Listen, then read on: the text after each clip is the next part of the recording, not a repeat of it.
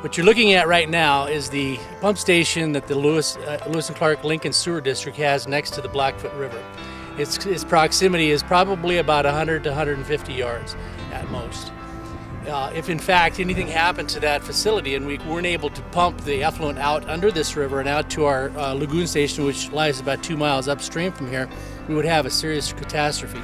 Not only would the effluent go back into the homes of the people or the citizens, the ratepayers of Lincoln, but it also damages this watershed.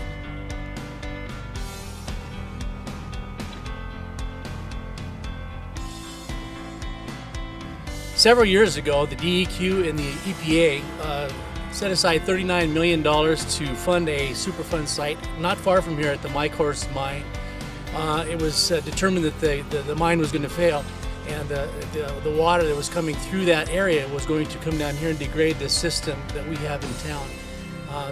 The issue is that we feel that this is far more serious to the citizens of Lincoln because of its potential danger in the antiquated system that we currently have. What we have is a tank, it's 40 foot deep, and it takes the wastewater from Lincoln, and what it does is it's pumped up from other lift stations into this tank here, then it is drawn out to our lagoons.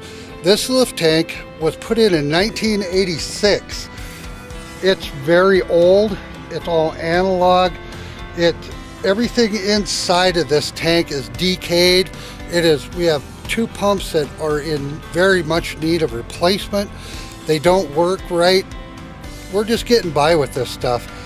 What it does is, if this ever quits or we break a pipe, we're going to be into the Blackfoot River or polluting these grounds around here, and it all flows down. So we did put in for a grant, and in that grant we were way high on the list, like in the 40s. Basically, we ought to be close to the top of the list just because of the Blackfoot River.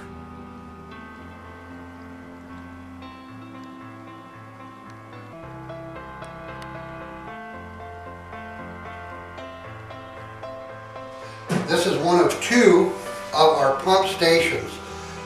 Each pump station has a tank outside that is approximately 12 feet across and 30 feet deep, which holds the effluent. During a power outage, this unit, this generator, will kick on, and it flips a transfer switch, and it pumps our effluent, our liquid waste, to our number 1 system, which then pumps the effluent to our lagoon area. As you can see, this is a very old Kohler propane generator. We can't get parts for this anymore. Anything that we need, we have to try to find, we have to try to make up and just do the best we can.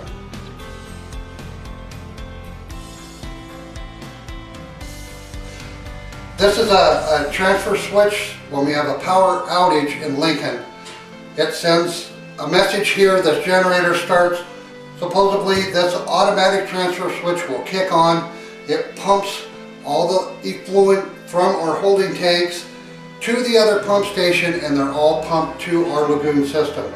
The problem that we have, this automatic transfer switch also is so old, we cannot get parts for it anymore. It's not automatic. What we have to do, the manager, Roger Brandenberger, and myself have to come down here together, open this up, manually flip the power switch, which consists of a lot of voltage, and then it goes ahead, takes over, and pumps as we need it to do. When the power is back on, we have to come down here and manually kick this off again. Very dangerous. The Lincoln sewer system was put in place in 1986. Since that time, there have been no major upgrades to the system. Many of our pumps are antiquated. Many of our generator systems, as Mike has told you already, are antiquated. What we've done in the past 3 years is actually we did a rate reduction because we paid off the debt. We reduced the rate by $8 per ratepayer. And what that basically accounted for was a huge loss in revenue to cover the cost of anything that we could pay for.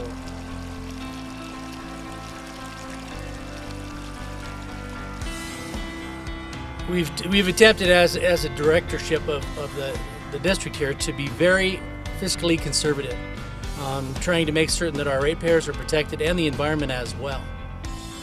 Lincoln has about 700 full-time residents, and there are 350 ratepayers in our community. We believe that the infrastructure changes that need to happen within this system would put a really heavy tax burden upon them or a rate burden on them, and I don't know that necessarily we can afford I'm it. Jeanette. I'm the secretary of the Lincoln, Lewis, and Clark Sewer District, and I've been in this position about 6 months. When the original loan was paid off for our initial system, the rates were reduced per ERU about $8. ERU is the unit of water used, and households usually are assessed 1 ERU and businesses are usually assessed 3 ERUs.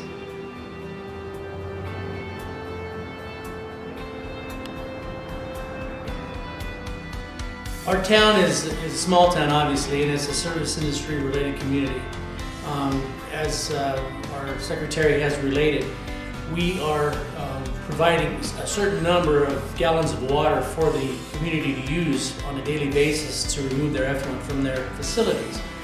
If our service community was to not have a sewer system, it would pretty much ruin our economic base because we rely so heavily on the traffic that comes through here, the recreational people that come up on weekends and that type of stuff.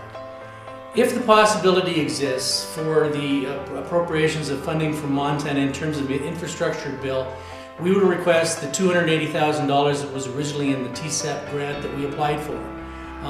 TD&H gave us the understanding that we would be in the running for that. It's unfortunate that we weren't, but we do need this infrastructural money, and we feel it's very imperative to fix this system. Again, if anything happens to our system to pump the water under the river and it does fail, the Blackfoot River is going to sustain some serious damage, as well as all the people that live in this drainage and below Lincoln.